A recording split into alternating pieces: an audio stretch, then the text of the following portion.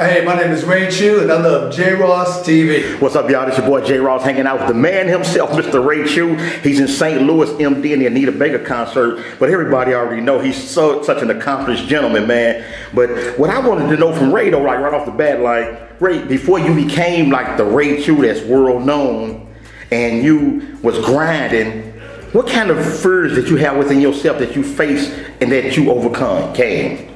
Well, one of the things that you have to always contend with is the wall that you create within yourself.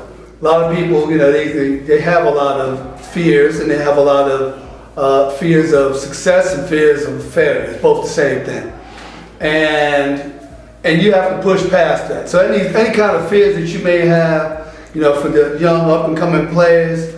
You just have to sit down on your instrument and you have to work it out. Yeah. And whatever it is that you want to do, you have to take the same approach in life. You have to, you got to get right to it. Sit down, put it up on the table, and figure it out. But don't let some, fear keep you from doing something that you've been dreaming of doing. If that's your dream, you go ahead and dial it up. Go ahead and put it on a piece of paper, write it down, and go for it, man. Don't let nothing stop you. Yeah, but do you remember like any of the steps that you might have taken to overcome it? Did you like play with other guys better than you? Did you have your mentors who could talk you into and encourage you to grow? Well, the first thing, as an instrumentalist, and my instrument's piano. Right. But I also studied a lot of other instruments. I studied drums, percussion, and violin, cello. A little bit of trumpet, a little bass, I tried to learn as much as I could. I'm a real student of the craft and the game, and I always challenge myself. So as an instrumentalist, you have to sit in that room. You want to get really good at it. You know how good some of the other guys are. That's good to find out how they are and get a good gauge. These days, you can go on the internet and see how good guys are. Well, then you need to get in that room by yourself and put some hours in. You got to put some hours in. Just like if you were on the ball court, you're not gonna get good at that foul shot unless you shoot 1,000 of them. Right. And you shoot 1,000 of them every day, well, then you're gonna learn how to shoot a foul shot. Right. Shaquille O'Neal. I didn't say that. Yes, I did. But in any case, you put some hours into your craft, and you're gonna really get to own it. Yeah, now, people know you with Dancing with the Stars, you've done American Idol, Ashford and Simpson, just everything. And what do you think about the young cats coming up, professionalism at this point in their life? What do they need to work on?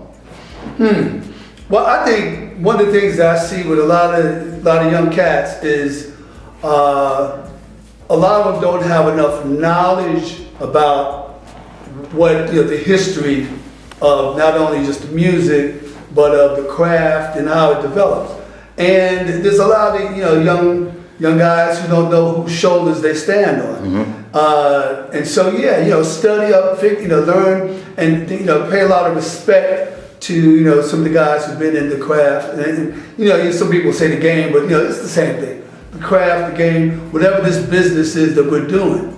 And you take it seriously. Well, learn, study up and learn the history as well. People who really help mold and shape this thing, and nobody stands alone. Nobody's jumps up and all of a sudden got successful on their own. Nobody's successful on their own. So you learn what's happening, pay respect to folks, and get to it. Yeah. Last question, Ray, because I know you got to bounce. Gotta get to this show. That's right. Last question, then. How do cats go about putting some money up for later in life? Young cats on the gig now, what are some of the ideas that you can give them to say, hey man, quit buying the Jordans at this point, invest in what, I don't know, Hey, it's a couple of things. You can spend all your money now and have nothing later. It's a lot harder when you get to be, 70 and 80 years old to earn the same money that you can when you 20 and 30.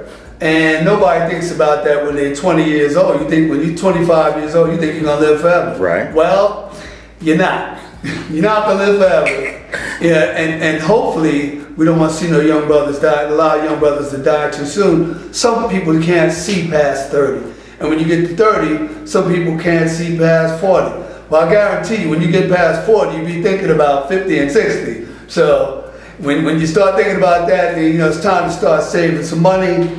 Start time to, get serious about life, because it ain't gonna just grow, and the money ain't gonna drop off a tree and into some kind of retirement investment fund. It ain't gonna happen. So the only way it's gonna happen is if you do it. So whatever money you're making, put a little bit aside. They say if you put 10%, just like if you tithing for a church, you're gonna give 10% to the church, 10% to you. You deserve that too. Put that in some kind of coffer, put that somewhere. When it's time to get a house, you're gonna have something, start investing. Brothers, do the right thing. Look out for your family.